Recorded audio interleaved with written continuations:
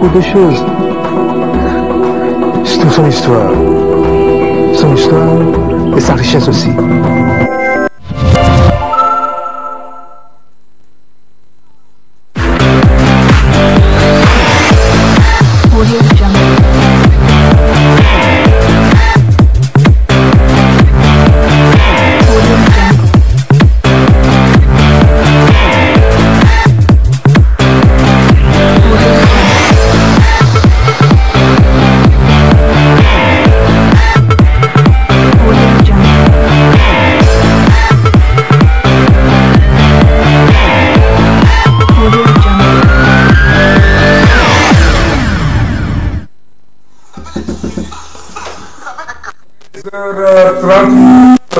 La paroisse Bon Berger de la télévision, deuxième.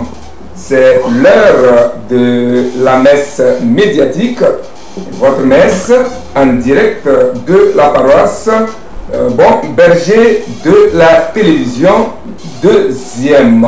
Je ne saurais démarrer cette messe sans vous présenter mes excuses pour 2 semaines au moins d'absence. Et comme il n'est jamais tard pour le faire, je voudrais vous présenter mes vœux de bonheur sur tous les plans et dans tous les domaines tout au long de cette année qui commence. La santé, que la santé soit votre café matinal, la paix votre parfum et l'amour votre déodorant. 4 chapitres vont meubler l'évangile de ce jour, à savoir les vœux du nouvel an, de l'administration publique au chef de l'État, le retour de Pascal Akousoulel-Bojona aux affaires de l'État, les partis politiques face aux perspectives des élections régionales et législatives en vue, puis les hommages des couches socio-professionnelles à Monseigneur Philippe Panoko Podro.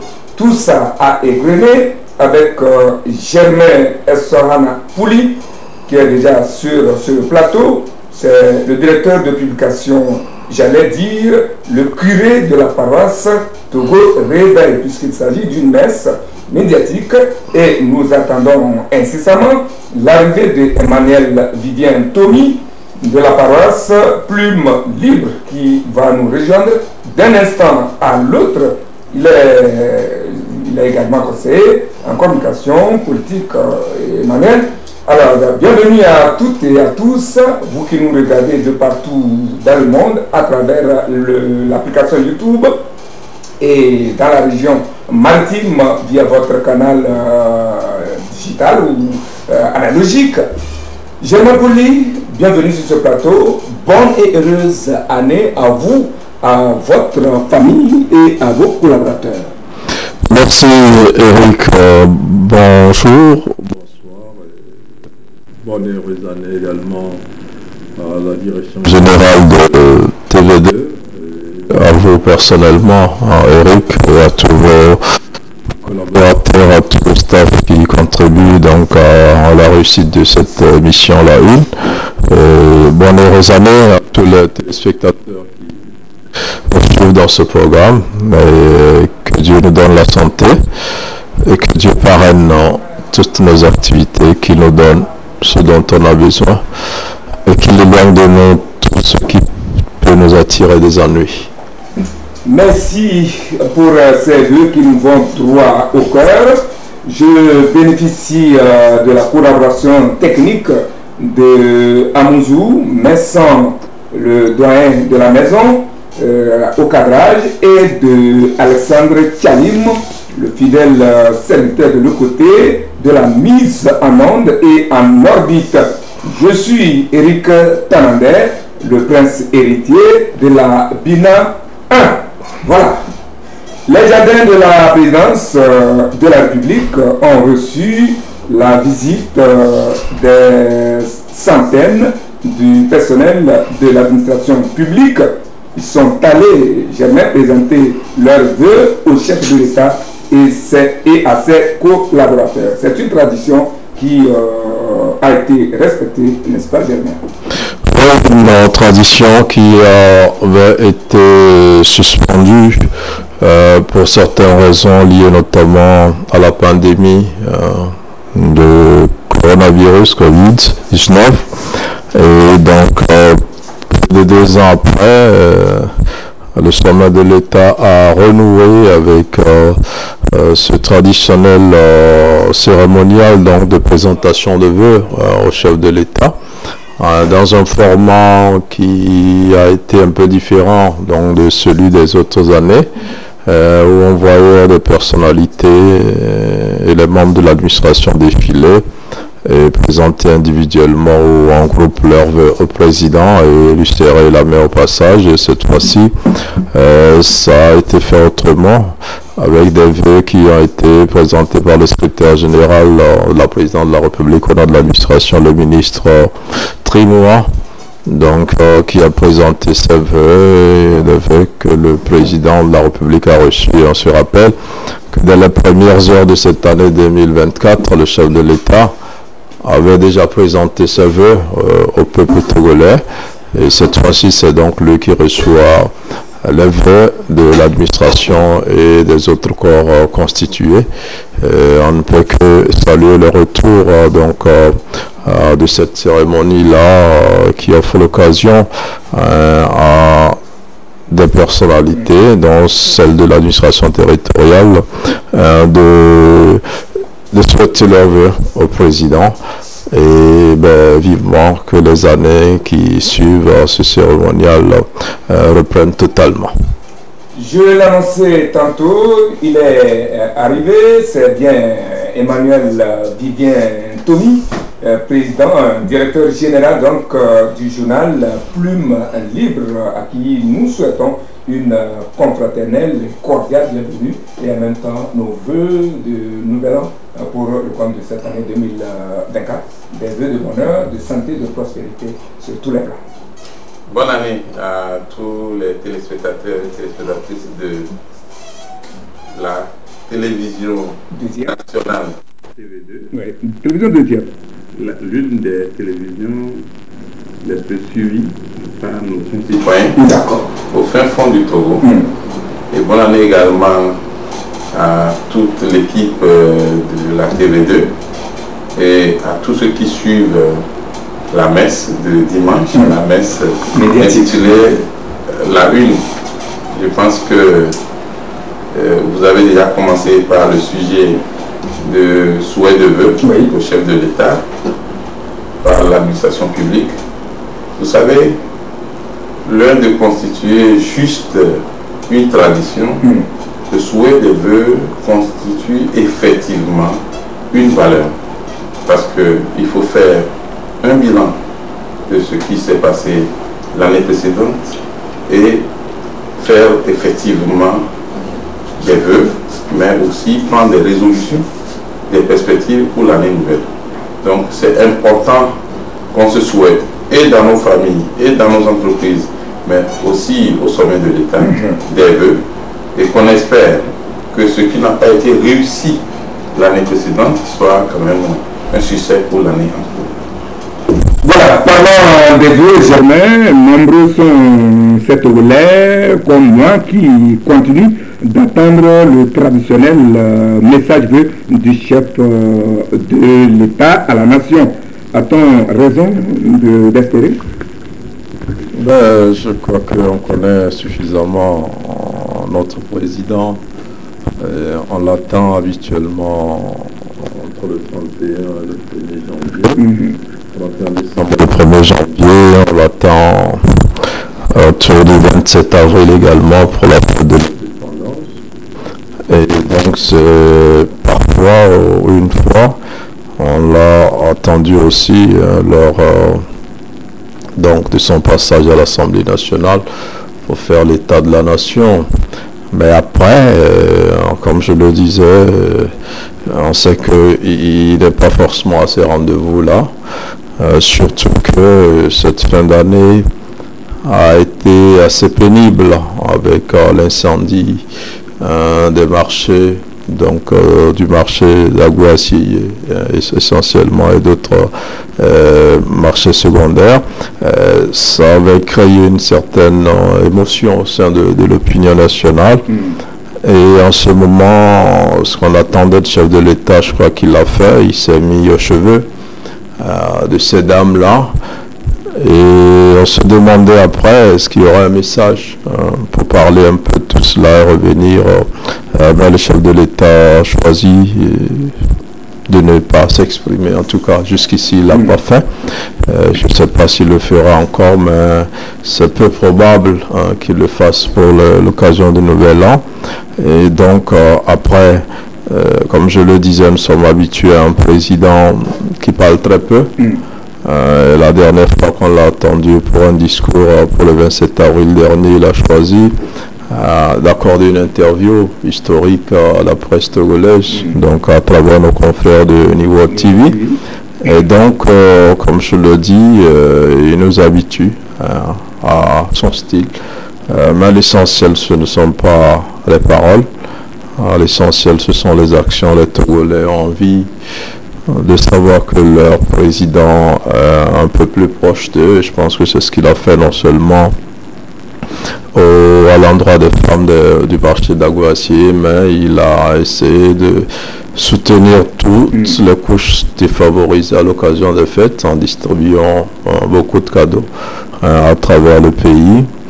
Il a essayé aussi de procurer la joie aux jeunes en organisant des spectacles culturels dans toutes les régions du pays. Et à mon sens, peut-être que ces actes-là valent mieux qu'un discours. Maintenant, c'est vrai que il y a des Togolais qui sont toujours conservateurs et qui attendent toujours ces deux rendez-vous, le Nouvel An et le 27 avril. Je ne sais pas s'il le fera encore pour le Nouvel An, mais je ne pense pas aussi que les Togolais lui en voudront parce que, comme je l'ai dit d'entrée au début, il nous a habitués à ce style-là. Oui, Viviane, comme je le disais, nombreux sont ceux qui, comme d'habitude, attendaient le chef de l'État, son message, parce que surtout à voir ce que l'année a été, honnêtement parlant, beaucoup l'attendaient à un soir devant son petit, du 31 décembre, ou premier devant son écran de la TVT, mais bon, jusqu'à présent, rien. Vous savez, le président Fagne Gnassingbé est l'un des doyens des chefs d'État en Afrique, mais en même temps, c'est aussi un jeune. Et il veut couper un peu avec l'habitude de la tradition. Et donc, là où tu l'attends, tu ne vas pas le trouver, justement. Et il a essayé, effectivement, de revoir la façon de faire des présidents du Togo et de la sous-région. Il s'est dit, il ne faut pas nécessairement continuer dans le même sens, il faut innover. Bon, ce qui est normal, c'est que les citoyens attendent du président qu'il leur adresse un message pour faire d'abord le bilan pour l'état de la nation, mais aussi pour parler des perspectives. Mais chacun a son style, parce que c'est lui qui a présenté un programme politique que les Togolais ont adopté. Et donc le gouvernement est en train de mettre en pratique ce qui a été dit au cours de la campagne du président. Et donc il n'est pas obligé, en fait, de faire comme on veut qu'il fasse. Par contre, il choisit d'autres méthodes. Par exemple, la présentation des vœux de la dernière fois. Je peux dire que c'est, depuis que moi je suis dans les médias, c'est une grande première. D'abord, c'était organisé pratiquement à la hâte parce que beaucoup étaient appelés le même jour pour les vœux. Ensuite, il n'y avait pas tellement de protocoles.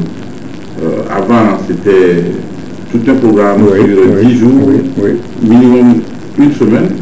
Le corps diplomatique, l'Assemblée nationale, le gouvernement, les institutions de la République, tel secteur, les syndicats, et ainsi de suite.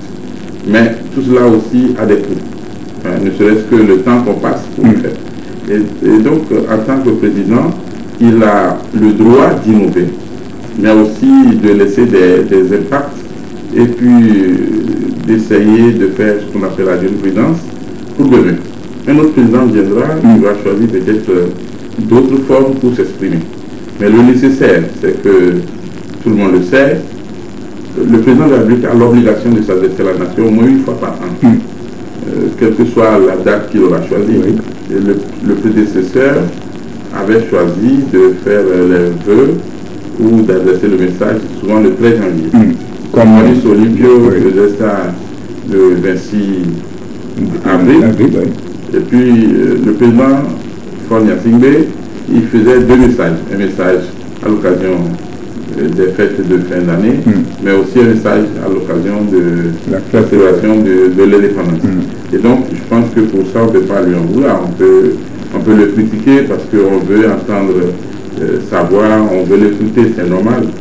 Mais est-ce qu'il y a des actions sur le terrain? Pas plus que 5 jours, le gouvernement a pris des dispositions par rapport au drame à Guessillé. Il y a eu l'incendie. Et donc, le nécessaire, ce n'est pas de grandes paroles. Le nécessaire, c'est des actions sur le terrain. Et je pense que le gouvernement a l'habitude de s'adresser aussi au Parlement. En principe, le chef de l'État, au moins une fois par an, doit s'adresser au Parlement, parce que quand il parle aux représentants du peuple, c'est qu'il est en train de parler en même temps au peuple. Alors, comme l'a dit Germain, on attend de voir, parce qu'on est toujours en janvier, on ne sait pas s'il fait la surprise, parce que c'est un monsieur justement qui aime faire la surprise, et c'est un président jeune. Ce n'est pas un ancien président, un président très âgé comme Maurice Olympio ou Abbas Bonfou ou le général Yamayama. Et donc, il faut quand même aussi qu'il laisse ses enfants. Il marque son empreinte. Notre président verra autrement. Notre président verra à TV2 pour peut-être adresser les vœux à la nation. Pourquoi pas. Voilà, et comme on parle de lui, on profite pour lui faire ce clin d'œil-là. Vous avez appris la bonne nouvelle. Aussi bien sur les réseaux sociaux que dans vos journaux, les prouesses qu'il a encore diplomatiquement exprimées du côté du Niger, qui faisant état d'une médiation qui a réussi avec la libération du fils de l'ancien président Bazoum libéré. Nous avons eu beaucoup d'ovations par rapport à ce geste qu'il a posé, disons que c'est la diplomatie togolaise sous Faure Gnassingbé qui continue de grimper. Oui, tout à fait. Je crois que Faure Gnassingbé a fait ce grand cadeau au Togo. C'est le rayonnement du Togo aujourd'hui sur le plan international, surtout en cette période de crise généralisée, surtout dans notre sous-région. Et donc, nous avons un président qui appartient à une communauté, et comme le disait Tommy tout à l'heure, il est le plus jeune. En même temps, il est le doyen des chefs d'État de la CEDEAO, jeune mais avec une expérience et une sagesse assez extraordinaire. Et donc, il prend des positions courageuses depuis que le coup d'État sont légion dans cette partie de l'Afrique. Et après, certains l'ont accusé par moment, mais finalement aujourd'hui le temps lui a donné raison, et on a compris que c'est sa position qui est la meilleure au point aujourd'hui, non seulement la CEDEAO, mais de grandes institutions comme l'ONU se reposent sur lui. On a vu le cas des 49 militaires ivoiriens où l'ONU même n'avait pas réussi à les faire libérer, il a fallu qu'il le fasse.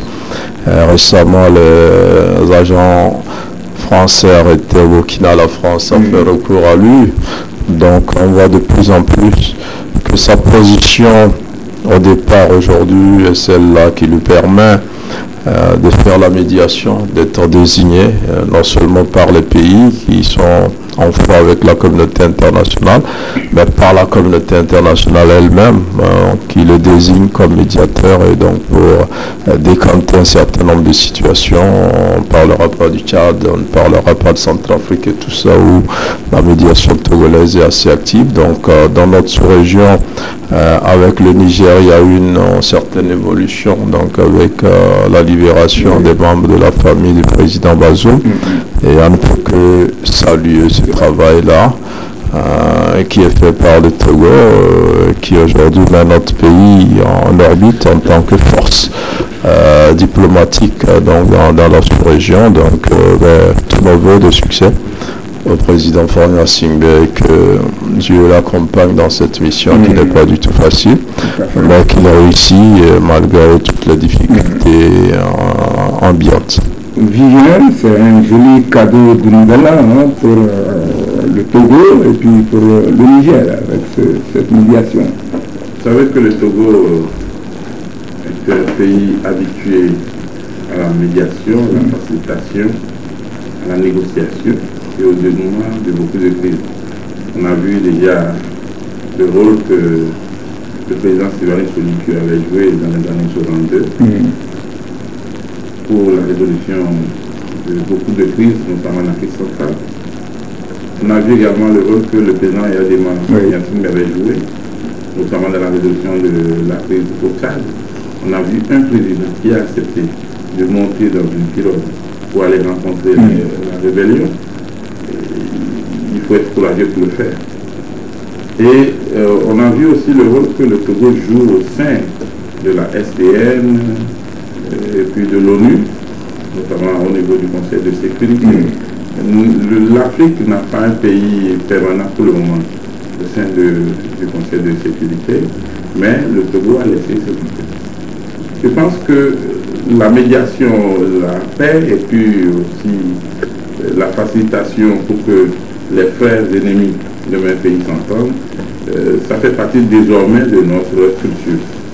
Vous savez que la crise qui est aujourd'hui ambiante au Soudan fait peur même à certaines institutions supranationales. Mais le Togo, on peut qualifier de petit pays en superficie, a fait venir les protagonistes ou leurs délégations pour tenter d'abord une médiation et voir comment aller vers la résolution définitive de la crise. Ces actions ont été saluées notamment par l'ONU, mais aussi par les autres institutions comme l'Union européenne. Sauf que, bon, quand le Togo fait du bien, on ne parle pas beaucoup dans les médias occidentaux, mais on reconnaît la place du Togo et le rôle que le Togo joue.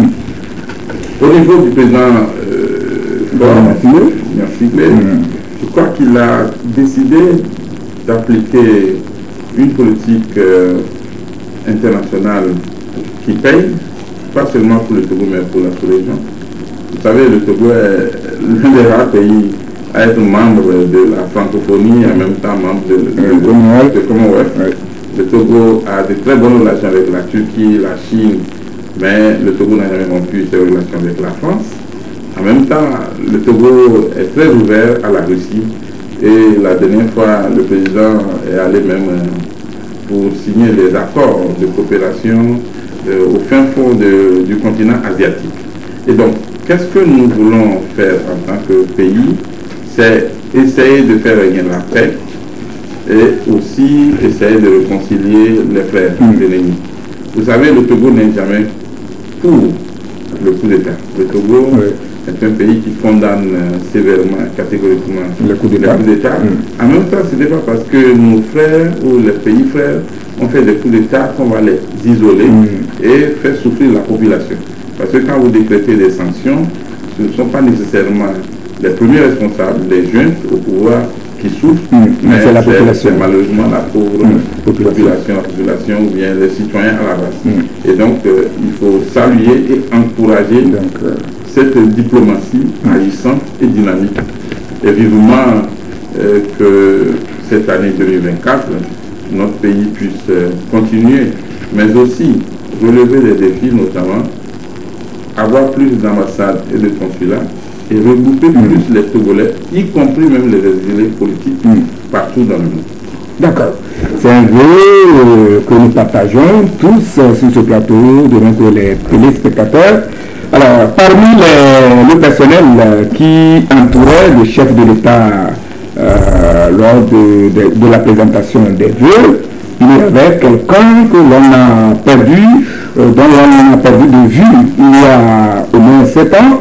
Il s'agit bien de Pascal Akosumel Bodiona, un l'ancien directeur de cabinet à la présidence de la République, le tout premier du régime Faure Gnassingbé, ancien ministre de l'administration territoriale et de la décentralisation, qu'une affaire d'escroquerie et d'émiratie avait mis sous éteignoir.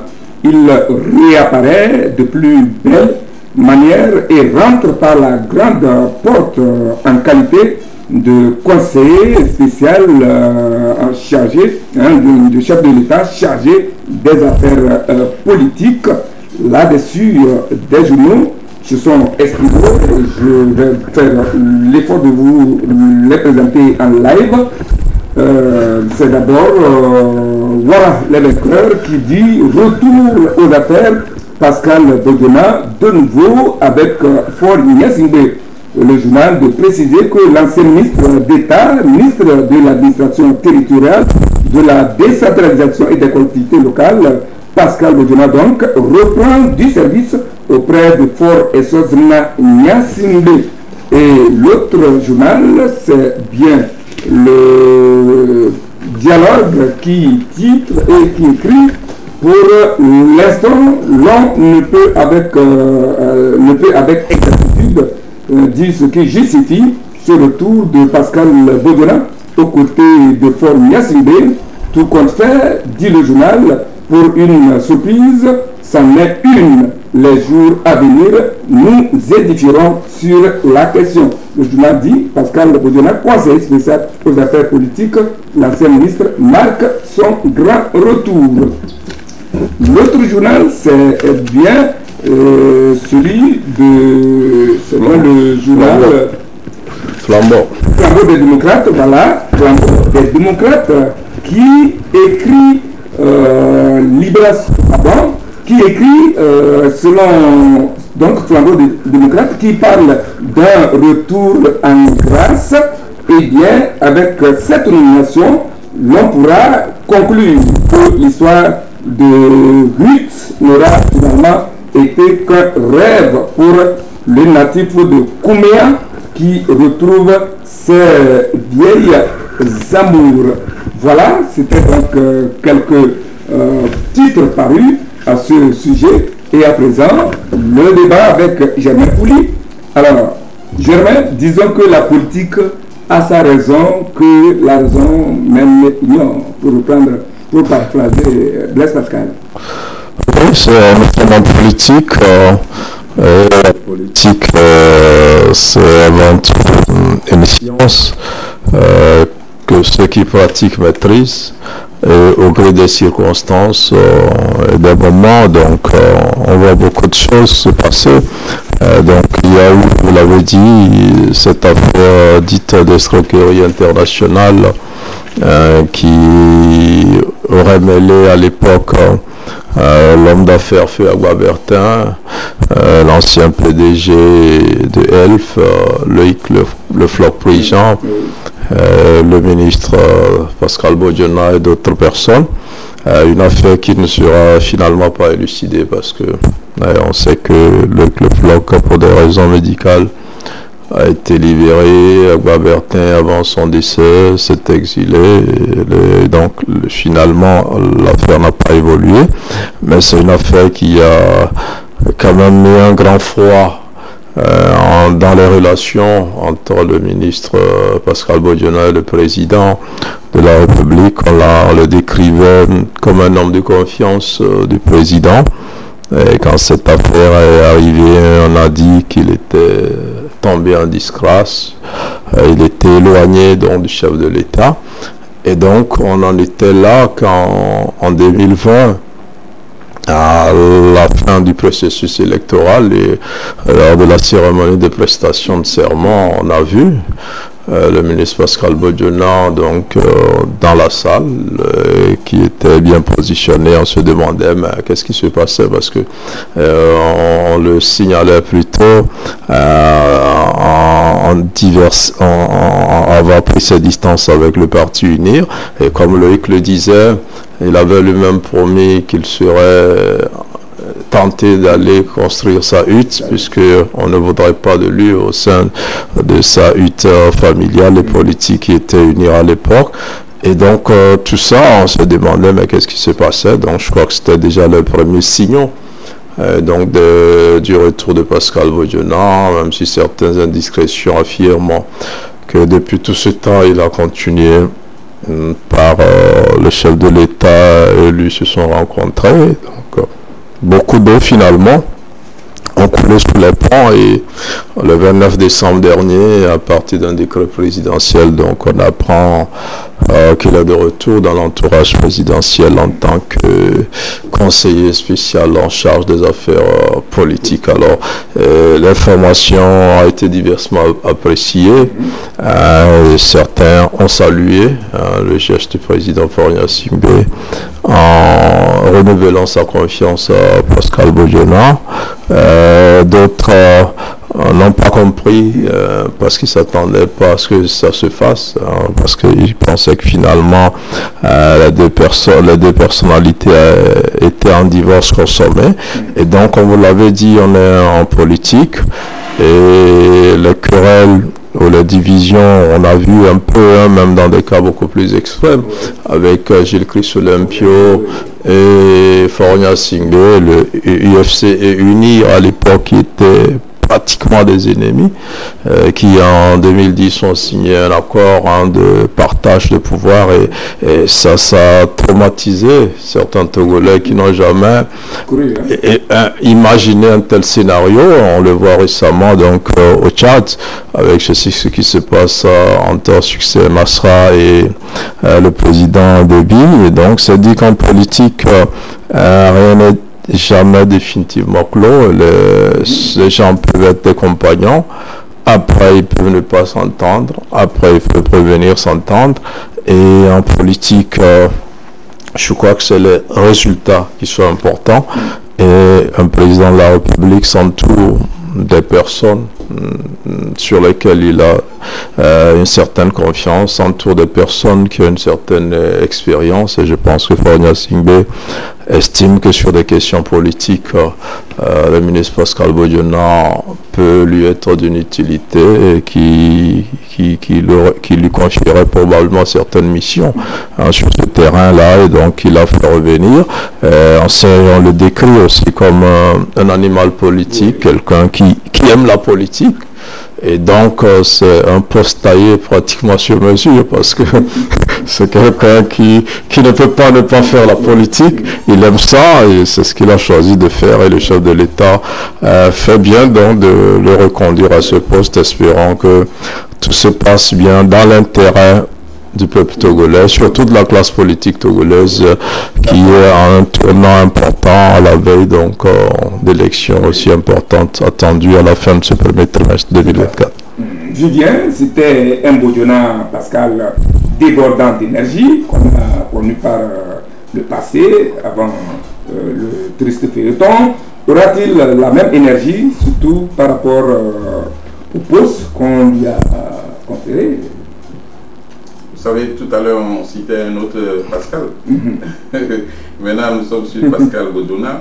Pascal Bodiona a dit au cours d'une conférence de presse, je suis un animal politique.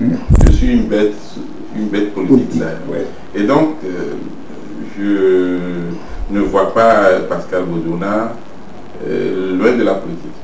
Son père a commencé la politique très tôt. C'était le plus jeune préfet du régime de Sylvanus Olympio. Il était préfet de Ploto après la vingtaine, pratiquement. Et c'était resté dans l'histoire du pays. Et donc son père, Antoine Leblaki, Bodiona, père son âme, était politique et politicien. Et donc, Pascal, ancien ambassadeur du Togo aux États-Unis, mais aussi ministre d'État, directeur de cabinet, mais ministre d'État. Ministre d'État, ça équivaut au poste de vice-premier ministre en réalité.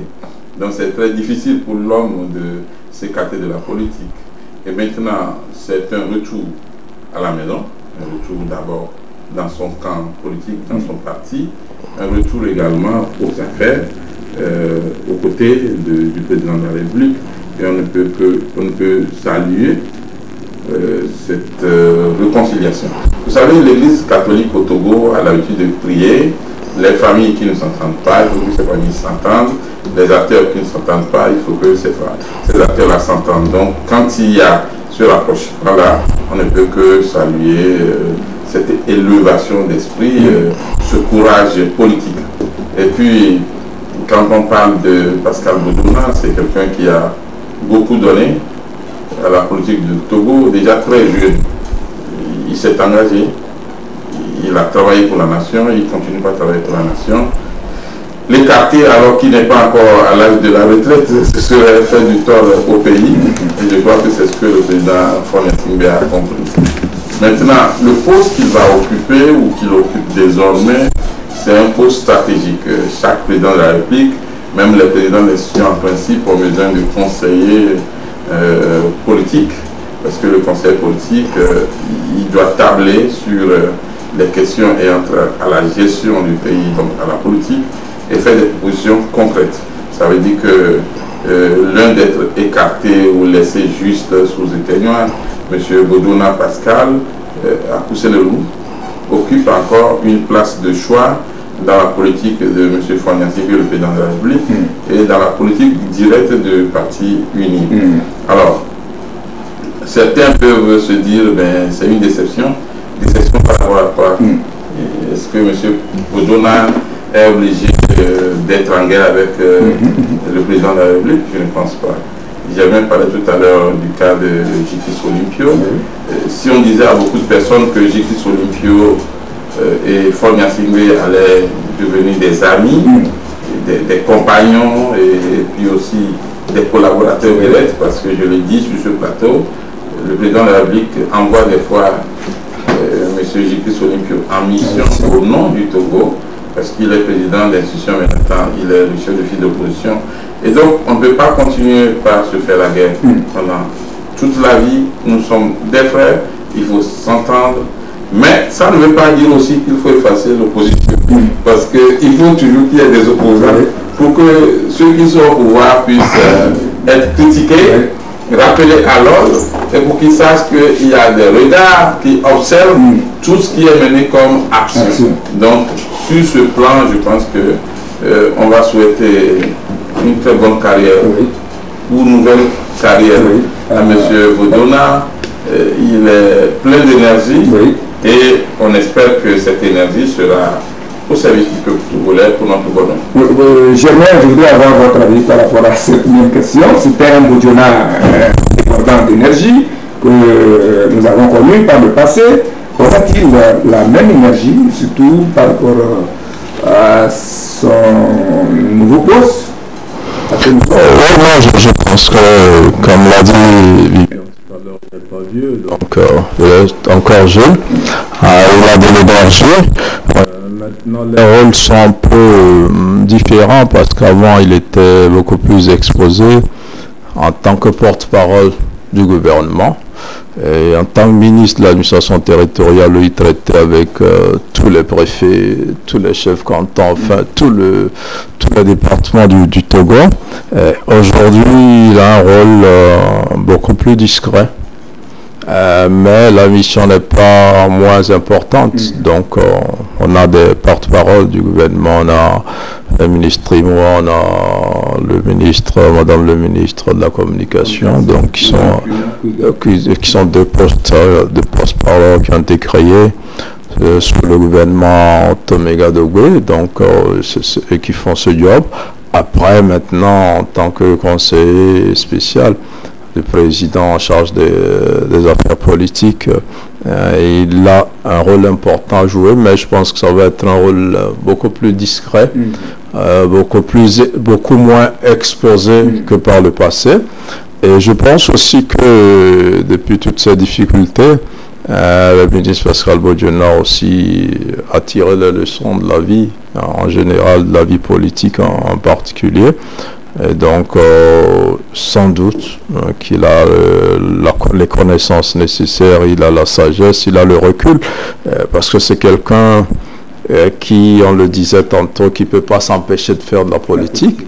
Mais on a observé que bien avant 2020 et jusqu'à aujourd'hui, il a réussi à revenir dans un certain anonymat, alors que c'est quelqu'un qui aimait le contact, c'est quelqu'un qui aimait, voilà, notamment avec la presse, avec la population, tout ça. Donc il a réussi à revenir à lui et à mieux observer les choses. Je pense que ça va être un conseil spécial avec une autre façon de faire. Mais sur l'efficacité, je ne doute pas. Mais sur la méthode, je pense que ça va évoluer un peu. Il va être efficace. Mais je pense qu'il va être beaucoup plus discret, tout simplement parce que ce n'est plus dans ses prérogatives de prendre la parole au nom du gouvernement. Mais sur des questions politiques très sensibles, je crois qu'il va jouer un rôle très déterminant. Le président de la République, sans doute, a plusieurs missions pour lesquelles il a senti le besoin de nommer un conseil spécial en charge des questions politiques. Et puis, vous savez aussi que la politique togolaise aujourd'hui n'est pas qu'une politique nationale. Nous avons une diplomatie agissante avec un ministre des Affaires africaines et autres étrangers qui est assez bon, Robert Doucet, le professeur, mais la politique togolaise dépasse aussi les cadres et je pense que il va falloir peut-être renforcer l'arrivée d'un certain Bodiona va non seulement être importante sur le plan national où Tommy le disait, on semble constater une mort de l'opposition ou une certaine somnolence de l'opposition. On a besoin que cette opposition se réveille aussi. C'est pas le rôle de Pascal de réveiller l'opposition, même si certains l'attendaient plutôt dans l'opposition pour la renforcer. Il est revenu à la maison, mais le Togo a intérêt à ce qu'on ait une opposition forte qui puisse aider le gouvernement à diriger en apportant des critiques constructives. Et je rappelle qu'il y a un cadre aujourd'hui de concertation au temps de Bodiona, on appelait ça CPDC. Il y avait eu le CPDC rénové qui a malheureusement échoué. Aujourd'hui, il y a un CPC qui est là et à l'approche des élections, je pense qu'il y a des actes politiques forts qui vont être pris. Et après les élections aussi, et sans doute que le chef de l'État a des missions pour le ministre Pascal Bodiona dans ce sens. Voilà. Oui, juste ajouter que Pascal Bodiona est issu d'une famille où il y avait une liberté de choix en matière politique. Oui, oui. Moi, j'ai eu la chance de voir le père de Pascal Bodiona, M.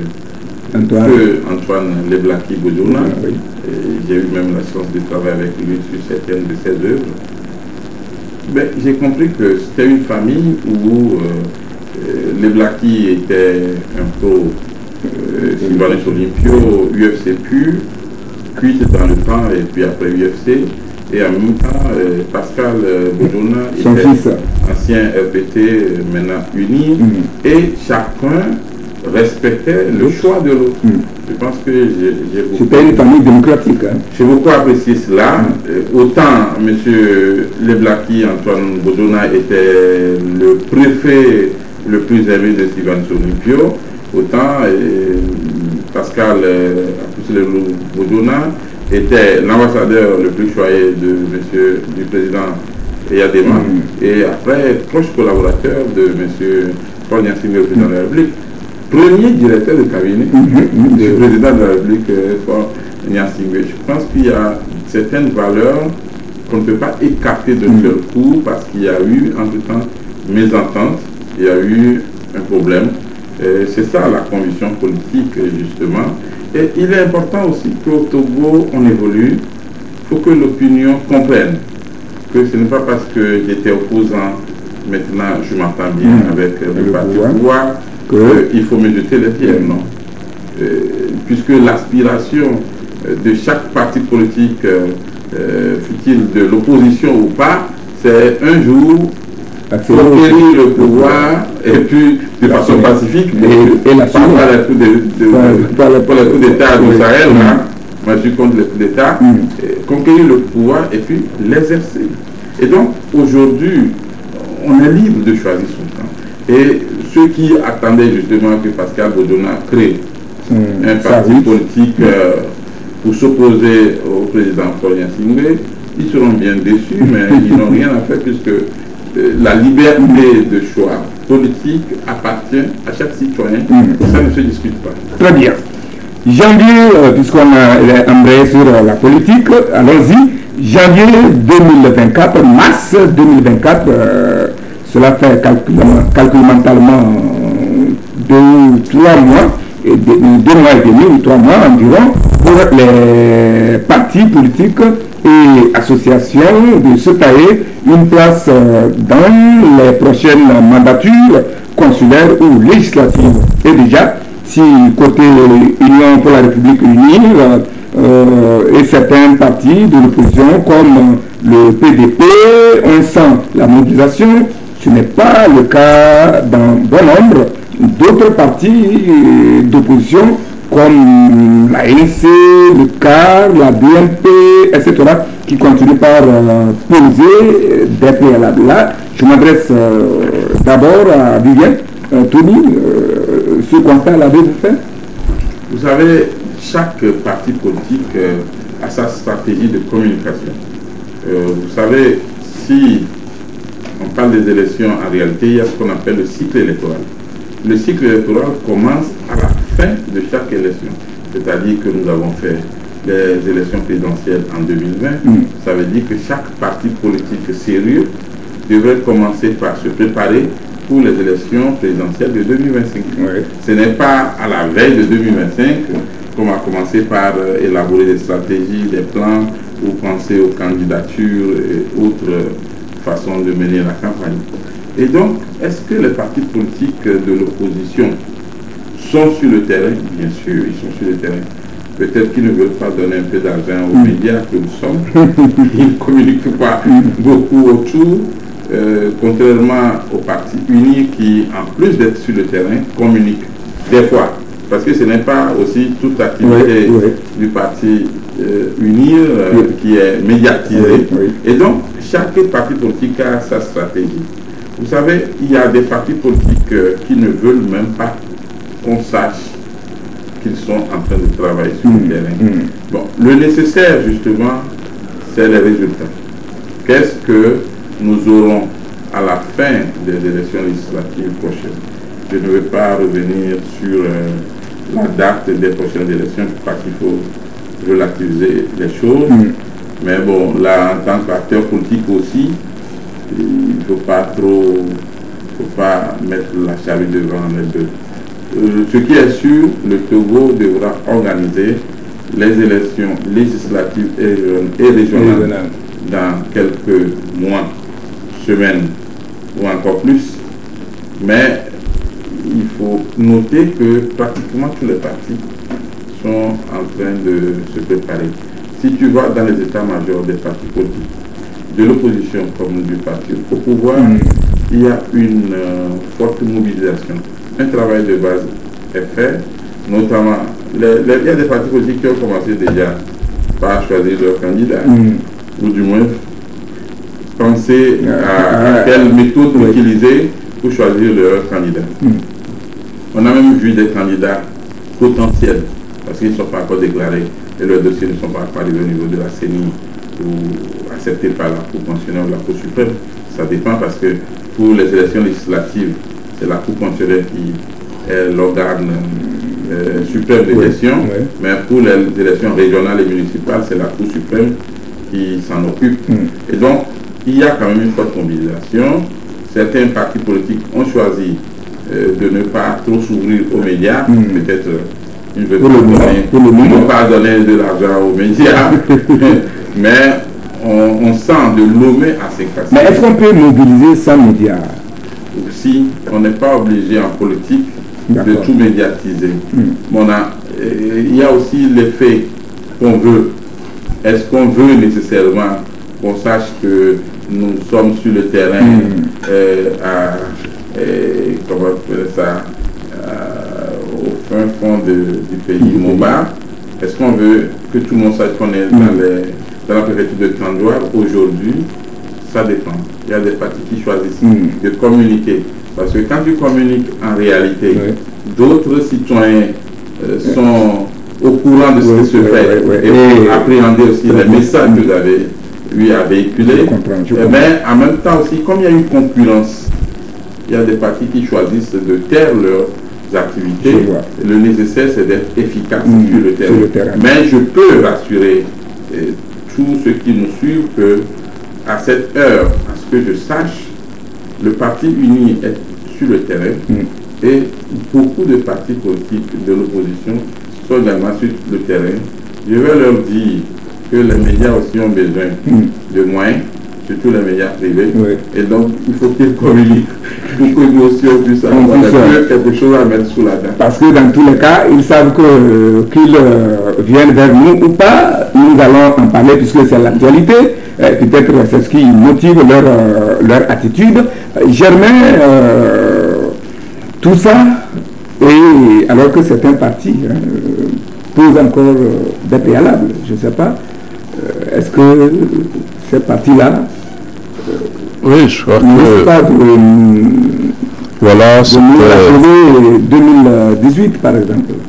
Oui, bon, je crois qu'il y a quand même le CPC qui est un cadre qui permet un dialogue entre les acteurs politiques, et il y a une réunion qui a eu lieu dernièrement où certains partis de l'opposition ont fait prévaloir l'idée sur le découpage électoral, donc pour souhaiter une augmentation, par exemple, du nombre d'élus à l'Assemblée nationale, un peu à l'image de ce qui s'est fait lors de l'élection locale.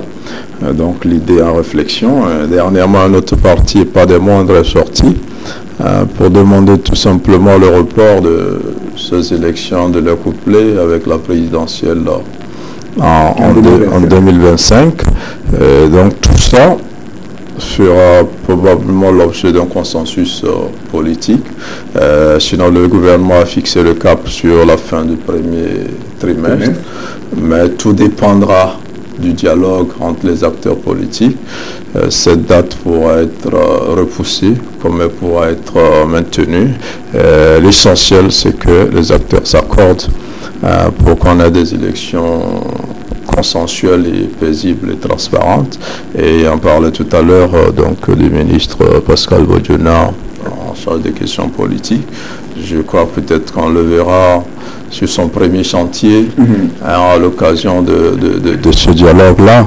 Mais après, c'est qu'il faut que chacun se prépare. Logiquement, les législatives devaient avoir lieu en fin d'année 2023. Ça a été repoussé, c'est pas la première fois, il n'y a aucun problème là-dessus. Les locales sont prévues et tous les partis devraient être prêts. Et au cas où la CENI annonce l'ouverture des candidatures, fixe un chronogramme pour la tenue de l'élection, que les partis ne soient pas surpris. Mais quand moi j'écoute certains partis, j'ai pas la même impression que Tommy, qu'ils sont suffisamment prêts, qu'ils travaillent activement sur le terrain, qui peuvent ramener à ce devoir au scrutin. Je pense que certains sont un peu dans les préparations, parfois faute de moyens, mais les quelques partis qui sont actifs, on les connaît un peu, alors qu'on sait que plusieurs partis devraient aller aux élections, et certains s'emploient même tout simplement à retarder la tenue des élections ou même leur annulation tout simplement parce que ces partis ne sont pas prêts pour aller donc à l'élection. Et ça, ce n'est pas propre au Togo. On a vu un peu au Bénin avec la réforme des partis politiques. Ici aussi, le Togo est passé à cette réforme là où on a obligé les partis à faire leur congrès. Au bout d'un certain temps, on pousse aussi les partis politiques à aller aux élections, parce que quand vous n'allez pas aux élections sur un certain nombre d'années, on peut vous retirer dans votre récépissé parce que vous n'êtes pas un parti actif. Et donc, espérons que je ne me trompe pas, que ce soit Tommy qui a raison et que ces partis soient activement sur le terrain, parce que UNIR, on le constate, n'attend pas la veille des élections, pour être sur le terrain, on peut quand même dire qu'il y aura plus de moyens que les autres partis, c'est vrai. Mais même quand vous n'avez pas des moyens, vous l'avez dit tantôt, des partis, de jeunes partis comme le PDP, comme le NET, comme un dernier parti qui a qui s'est lancé avec une activité hier à l'occasion donc de l'anniversaire de l'assassinat de Sylvanus Olympio. Donc il faut quand même faire quelque chose, il faut que les militants sachent que vous existez, que vous vous apprêtez à aller à une compétition. J'espère que je me trompe, mais on ne voit pas beaucoup. On espère qu'ils n'attendent pas forcément le financement des partis politiques pour être sur le terrain. C'est dès maintenant qu'il faut commencer, parce que si les élections ont lieu à la fin du premier trimestre, ça va être très rapide et les choses vont aller si vite. Oui, ça me rappelle cette pensée du Togolais de Vigali, qui disait que la politique est comme un vélo. Quand on cesse de pédaler, on tombe. Voilà. Oui, justement, je pense qu'il y a le parti de feu Maître Aboibo et Obi Apollinaire qui a fait une proposition, c'est celle de coupler les élections, c'est ce qu'on appelle les élections générales. Je pense que c'est une proposition qui est sur le tapis depuis les années 2007, où le parti de Justice Olympio avait pratiquement 27 députés à l'Assemblée nationale. L'idée, en réalité, c'est que, suivant les affaires politiques, notamment le cas, on puisse faire un peu plus d'économie, parce que, en réalité, quand on fait les élections générales, on fait moins de dépenses. Je vous donne des chiffres. Les élections présidentielles de 2020 ont coûté environ 21 000 euros, donc pratiquement 17 milliards 800 millions de francs CFA au Togo. Et donc, si chaque fois il faut faire des élections séparées, on dépense plus, on puise dans le budget de l'État, parce que depuis 2018, le Togo refuse le financement pour les élections. Le Togo organise des élections sur fonds propres. Ça, c'est une marque de souveraineté, une démonstration d'une prise de conscience, parce que on n'est pas sûr de ce que ceux qui vous financent vont vous dicter. Et donc, aujourd'hui, il est très important de faire des calculs et de voir que si on arrivait à mettre toutes les élections ensemble, on ferait moins de dépenses pour le budget du pays. Ensuite, ça aiderait plus les partis politiques, notamment de l'opposition. Parce qu'au lieu, c'est les médias qui seront trichés, parce qu'au lieu de faire 3 ou 4 campagnes en moins de 2 ans, toutes les campagnes seront regroupées et les partis politiques, surtout de l'opposition, vont utiliser moins d'argent. C'est les médias qui vont faire, parce que nous, au niveau des médias, si on organise les élections chaque année, on fait un peu de rentrée de fou, mais étant donné que nous sommes patriotes, si les acteurs politiques s'accordent sur le sujet, ça va passer. Et donc, la proposition du cas, c'est au lieu de faire les élections législatives et régionales en 2024, et après, surtout avant la fin du mois de mars, c'est d'essayer d'attendre un peu pour faire toutes ces élections, y compris les élections présidentielles en 2025. Le seul problème qui se pose, c'est qu'il y a des mandats qui courent pour 6 ans, et il y a des mandats qui courent pour 5 ans. Et d'où la nécessité d'harmoniser tout pour qu'on puisse avoir un mandat présidentiel de 5 ou 6 ans, ça dépend, et puis un mandat législatif de 5 ou 6 ans, et pour les municipales également. Ce qui fait que si au moins dans les années 2030, 2025 c'est trop juste, si au moins dans les 2030, on peut commencer par habituer le citoyen togolais à des élections générales, ça fera moins de dépenses pour le pays, ça fera moins de dépenses pour les partis politiques. Tout ce qu'il va avoir comme travail, c'est de faire une sensibilisation pour que le citoyen sache comment voter. Si nous prenons 2 ou 3 jours, ce serait mieux. Parce que si on parle de la CENI, le Togo n'a pas de CENI technique, c'est une CENI politique. Et à chaque fois, s'il faut rappeler les membres de la CENI pour venir faire une élection, partir 1 an ou 2 ans revenir, je crois que ça fait des coûts pourquoi ne pas donner même l'organisation des élections à l'administration territoriale? Pourquoi ne pas donner l'organisation des élections à une CENI technique? Donc je crois que c'est des sujets à réflexion. Mais ça ne veut pas dire que ces partis ne sont pas en train de travailler. Vous savez, les partis politiques ont le rôle et le devoir de critiquer, mais aussi de faire des propositions allant dans le sens de l'évolution du pays. Tout à fait. Nous espérons que chacun dans son état-major est en train d'affûter ses armes et que, puisque c'est dit, ce qui est dit et doit être fait. Mars au plus tard, il faudrait qu'on les acteurs politiques peuvent s'entendre pour reporter, parce que nous sommes sur un média bien suivi les concitoyens. Ce n'est pas figé, ce n'est pas une date fétiche. Les élections pourraient se tenir en mars, mais ça pourrait être reporté aussi. Et si les acteurs politiques s'attendent même sur 2025, mais nous n'aurons qu'à apprécier. À constater et à apprécier. La nécrologie à présent pour clôturer cette messe rappelée à Dieu il y a 2 semaines environ. Monseigneur Philippe Famoko Badio continue de recevoir les hommages à distance des différentes couches socio-professionnelles. Là-dessus, des journaux se sont intéressés au sujet. Nécrologie, nous lisons dans le dialogue, nécrologie, Monseigneur Philippe Famoko Pedro est retourné au Créateur.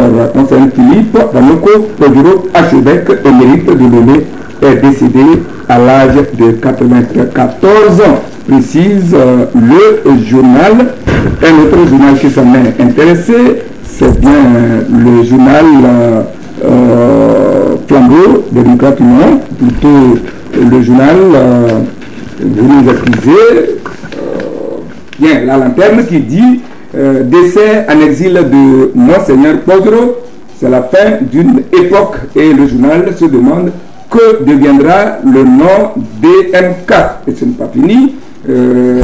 Également, c'est l'opposition qui, selon le journal, reçoit un coup. Et enfin, décès de Monseigneur Pedro, dit Ouara les vainqueurs, l'archevêque émérite de Lomé, Philippe Famoko Pedro, a rendu l'âme le 9 janvier 2023 en Suède, où il était en exil depuis plusieurs mois. Alors, Vivien Germain, disons que Monseigneur Pedro, disons comme le dirait l'autre, que Philippe Famoko Pedro est mort, mais Monseigneur continue par régner. Disons qu'il a une longue vie déjà. 13 ans, certains lui accordent 14 ans, c'est extraordinaire. Il est décédé alors qu'il avait encore beaucoup d'énergie. On l'a vu d'ailleurs battre campagne pour Guillaume Kodjo. Il était même plus solide que le candidat Guillaume Kodjo pendant la campagne.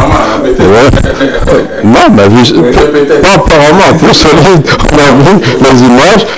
Et malheureusement, on aurait souhaité qu'il repose en paix sur la terre de ses aïeux, qu'il n'ait pas s'embarqué dans cette aventure qui finalement n'a pas abouti.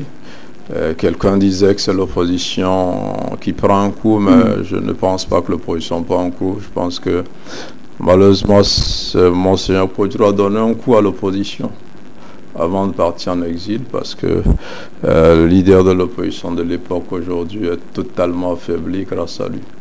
Et on a vu les résultats d'Aguiome Kodjo. La plupart des électeurs de Fabre sont allés vers lui. Et aujourd'hui, il n'est pas là. Il a tenté d'aider à sa façon l'opposition depuis la conférence nationale souveraine, sans succès. Bon, même si plusieurs Togolais n'ont pas aimé l'immixtion de la religion à la politique jusqu'à ce niveau où on investit un candidat dans une église avec tout ce qu'on a vu. Ça vient, c'est du passé aujourd'hui. Monseigneur n'est pas là.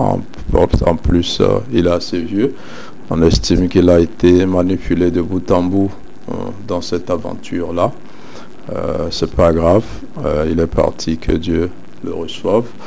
et que tous ceux à qui son action aurait créé du tort, notamment au sein de l'opposition, où Jean-Pierre Fabre avait même eu à porter plainte contre lui, et donc toutes ces personnes-là oublient tout cela, et que bon, la vie continue, que Dieu le reçoive. Il a servi Dieu, il a servi les hommes à sa manière. Dieu est le seul juge, mais que Dieu le reçoive auprès de lui.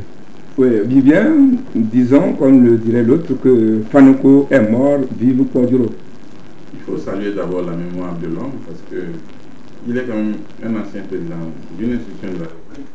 Le HCR, le Conseil de la République, Parlement de transition. Il a été le président de la Conférence nationale souveraine, mais aussi au niveau de l'Église, il a joué un grand rôle. C'était l'un des plus proches de plusieurs papes, pas seulement un seul. Il est archevêque émérite de Lomé. Monseigneur Kodjoro est un acteur politique, religieux, mais acteur politique comme Desmond Tutu, d'autres archevêques au Bénin, de la RDC. Et effectivement, le problème qu'il y avait eu, c'était le rôle de l'Église en politique. C'était le problème. Vous savez que ce soit au Bénin comme dans d'autres pays, on a préféré, même en Afrique du Sud, on a préféré que des religieux ou des hommes de Dieu prennent la gestion des conférences ou des forats de réconciliation dans le pays. On a vu Monseigneur Bariga Nicodème qui a dirigé la CVJR, commission vérité, justice et réconciliation. Et on a vu ce qui s'est passé en Afrique du Sud. C'est d'ailleurs même l'Afrique du Sud qui a quand même inspiré beaucoup de pays en Afrique. Et donc aujourd'hui, saluer l'homme d'abord en tant qu'acteur politique. Il a fait sa part parce qu'il a quand même souffert. Monseigneur Kodjoro était en exil, il était obligé de dormir des fois dans les couvents, il était obligé de quitter de ville en ville. Mais au niveau de la conférence nationale souveraine, il a eu également des problèmes avec ses pairs. Beaucoup jugeaient Monseigneur Kodjoro trop flexible, il acceptait facilement les propositions du président Eyadema, d'autres le trouvaient trop radical, extrémiste, mais bon, tous les hommes, quels que nous soyons, nous avons nos défauts et nos qualités, mais qu'est-ce qu'il a fait pour la nation? Il a été un président de parlement, même parlement de transition, mais parlement quand même. Il a été un acteur qui a dirigé une grande conférence censée concilier les Togolais. Et si au soir de sa vie, il a fait des choix qui sont critiquables, on ne va pas oublier aussi ce qu'il a apporté pour la nation et ce qu'il a apporté pour l'Église. On va tout simplement dire paix à son âme. Et moi, j'irai même loin en demandant au gouvernement togolais d'organiser des obsèques au niveau national pour lui rendre hommage. Il faut que son corps passe par l'Assemblée nationale comme nous avons l'habitude de le faire pour les anciens présidents et anciens députés, et que la nation lui rende hommage. Le reste, tout le monde est libre de faire son choix et de suivre son candidat. Il y a des erreurs, vivement que ça ne se reproduise pas, mais saluons quand même l'homme personnel. Il est mort loin de sa terre qu'il a vu naître, qu'il a servi. Avez-vous une idée sur son calendrier, le calendrier ou le programme? C'est toute la question. C'est vrai que c'est la conférence des évêques qui a officialisé son décès. Mais pendant qu'il était en exil, beaucoup se sont demandé pourquoi les évêques ne le ramenaient pas. Les gens se sont demandé pourquoi sa famille biologique ne l'arrachait pas des griffes de ceux-là qui le maintiennent en Suède et ailleurs dans une certaine précarité. Alors, qu'on le laisse mourir comme ça et qu'aujourd'hui, on le ramène avec ses honneurs, moi je pense que ça va être un peu indécent. Il vaut mieux tard que jamais. Non, je pense qu'il faut être sérieux. Quand il faisait des vidéos pour dire qu'il ne savait pas où dormir, l'Église avait les moyens de le ramener. Non, j'arrive. Je peux finir rapidement. L'Église avait les moyens de le ramener. Lui-même, en tant qu'archevêque, pouvait trouver un logement dans toutes les églises en Europe où il était. Je ne sais pas comment il a pu avoir ce problème, à moins que ce ne soit une manipulation politique. Voilà. Donc beaucoup disent qu'il a été pris en otage. Est-ce qu'il a réellement eu ce problème? Voilà, c'est ce que je dis. Oui, mais en fait, ce que tu proposais aujourd'hui est un peu indécent, parce que imagine si excuse-moi, si le gouvernement l'amène pour lui rendre hommage, on va dire, mais vous l'avez laissé mourir de froid. Aujourd'hui, vous l'amenez, même si l'Église aussi le faisait, parce qu'il y a eu les mêmes critiques qui ont été formulées en dehors des évêques. Mais vous avez votre grand-père, le chef des évêques du Togo, qui meurt de froid en Europe. Vous ne trouvez aucune église là-bas pour l'héberger, alors que l'église catholique est universelle. Un ancien archevêque trouvera où dormir dans tous les pays. Ça n'a pas été fait. Et aujourd'hui, donc, après, il y a aussi sa famille biologique, la famille Podro. Qu'est-ce qu'elle a fait pendant que Agouomé et ses amis trimballaient le vieux? Parce qu'il s'agit d'un vieillard qui n'avait pas toute sa raison parce qu'il était vieux. Donc, moi, je ne sais pas comment cette affaire va se gérer parce que c'est tellement compliqué. Les gens auraient dû le secourir, le ramener au pays pour qu'il repose en paix dans son pays. Ça n'a pas été fait. Et maintenant, je ne sais pas comment les gens vont lui rendre les derniers hommages qu'il mérite. Oui, moi, juste dire qu'au niveau de l'Église, parce que j'en sais quelque chose, j'ai discuté avec les évêques, il y a eu le communiqué de la conférence des évêques du Togo. L'Église s'est mobilisée. Quand il a lancé un cri d'alarme, l'Église s'est mobilisée pour le soutenir à sa façon. En même temps, à sa façon comment? Comme tu dis que tu as eu des informations. L'Église a fait ce qu'elle doit faire. Quoi? Mais elle devait le ramener. Elle n'a pas ramené l'étudiant là. On n'a rien fait. On ne peut jamais forcer un citoyen. Un vieillard. Il ne sait plus ce qu'il fait forcément. Non, je ne suis pas d'accord. Mais si. Il était lucide apparemment. C'est un vieillard. Il était lucide. Quand je suis ces vidéos, il avait toujours sa raison. Et donc, l'Église ne peut pas forcer quelqu'un, comme même le gouvernement togolais ne peut forcer personne à quitter les îles pour revenir. Mais est-ce que le gouvernement comme l'Église...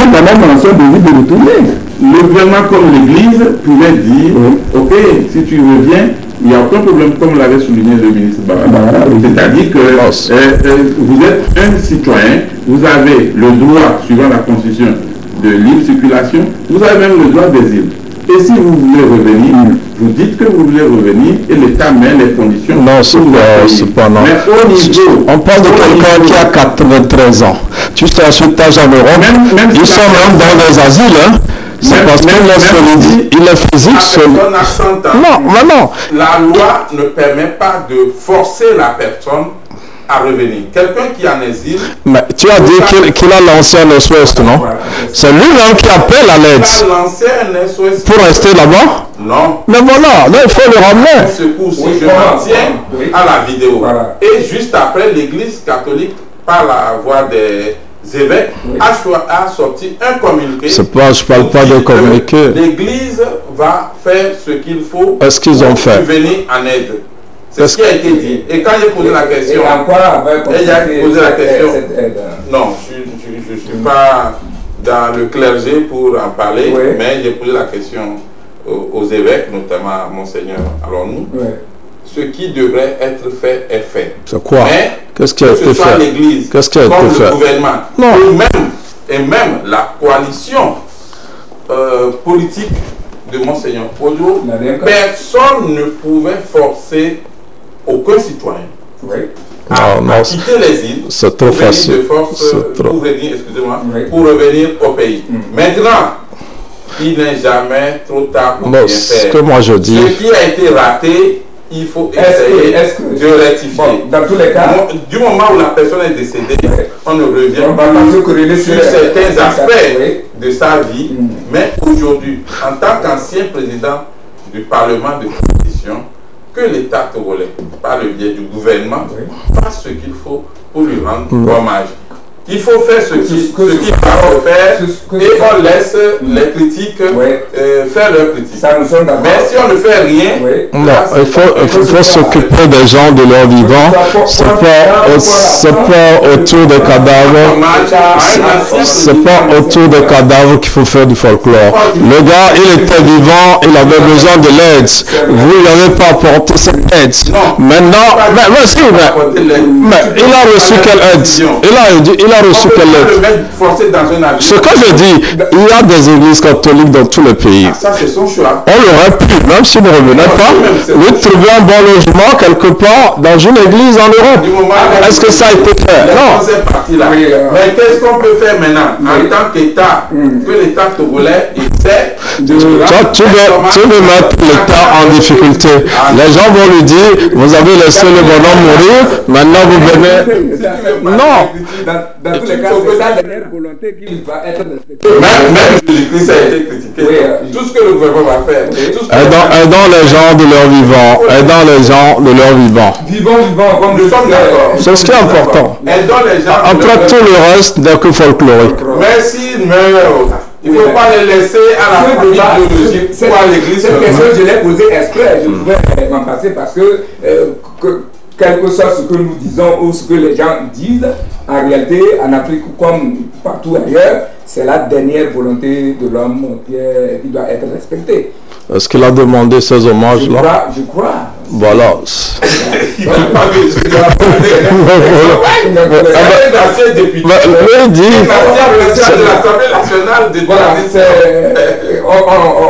ces deux, de toute façon, le gouvernement aurait déjà pris cette décision depuis l'annonce de son décès. Tout ce que nous disons ici, c'est juste un débat. Ce qui sera fait... On attend de voir. L'essentiel, c'est que... Déjà, il y a la famille aussi qui doit décider. Avant l'église et le gouvernement. Quand tu es archevêque, oui. C'est l'église qui t'enterre d'abord. Non. La famille a son mot. Non. C'est ça que je dis, l'église est en difficulté puisque l'église n'a pas pu l'aider quand il était en difficulté. Non, c'est ça la vérité. C'est ça la vérité. Dans tous les cas, quel que soit ce que nous disions ici ou nous disons. Paix à son âme d'abord. Paix à son âme d'abord et que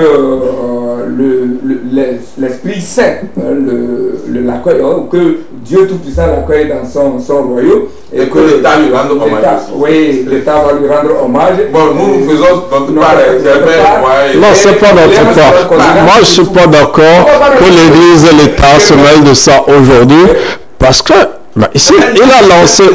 Non, laisse tout ça d'abord. Merci à toutes et à tous de nous avoir suivis. Une fois encore, paix à l'âme de Monseigneur Pedro. Condoléances les plus attristées à sa famille, aussi bien biologique, à l'église, à son église et pourquoi pas à toute la nation togolaise. C'est donc terminé pour aujourd'hui. Merci à vous, Emmanuel Vivien Tommy. Vous êtes le directeur général du journal Plume Libre. Vous avez accepté notre invitation pour cette première émission de l'année 2024. Merci d'avoir accepté notre invitation. C'est toujours un plaisir. Bonne année aux téléspectateurs de TV2 et vraiment bonne année à tous les Togolais. Moi, je suis sûr que TV2 fera beaucoup de surprises agréable cette année. Inch'Allah, à tous ceux qui ont l'habitude de suivre nos émissions. Inch'Allah, et c'est notre souhait, et sur ça, là-dessus, nous ouvrons nos portes, nos numéros à toute bonne volonté qui voudrait bien passer par le canal de cette émission pour faire parler de ces affaires. Donc, toutes les portes sont ouvertes de la télévision deuxième sont ouvertes à qui voudrait bien passer par elle pour entendre. Germain Pouli, c'est donc fini. Merci pour votre disponibilité. Vous êtes directeur de publication Togo Réveil et en plus, depuis 2, 3, 4 mois, président du Conseil national des patrons de presse. C'est donc fini pour aujourd'hui. Merci Eric pour l'invitation. Encore une fois, ma meilleure vœu à TV2 et à tous les téléspectateurs. Amouzou Mensan, le doyen de la maison, était au cadrage. Il nous a rendu son service royalement. De l'autre côté, c'est Alexandre Tchalim qui nous distribue à travers vos petits écrans. Je suis Éric Tarandé, l'enfant hautement gracieux et le prince héritier de la BINA 1. Je voudrais faire un coucou spécial à tous les élèves de la direction régionale Grand Lomé, et à qui je souhaite bonne conclusion puisqu'ils commencent leur première évaluation de l'année 2024. Demain, je leur souhaite bonne réflexion et surtout bonne chance. Une main habile sans la tête qui la dirige est un instrument aveugle. La tête sans la main qui la réalise reste impuissante. Une main habile sans la tête qui la dirige est un instrument aveugle. Et puis la tête sans la main qui la réalise reste impuissante. C'est une pensée de Emmanuel Kant sur laquelle je vous invite à méditer. Et comme ça, on se retrouve dimanche prochain. Si tout va bien et tout ira bien, si Dieu le veut et il le voudra, autour de cette table pour d'autres sujets. Portez-vous bien. Bonne fin et bon début de semaine.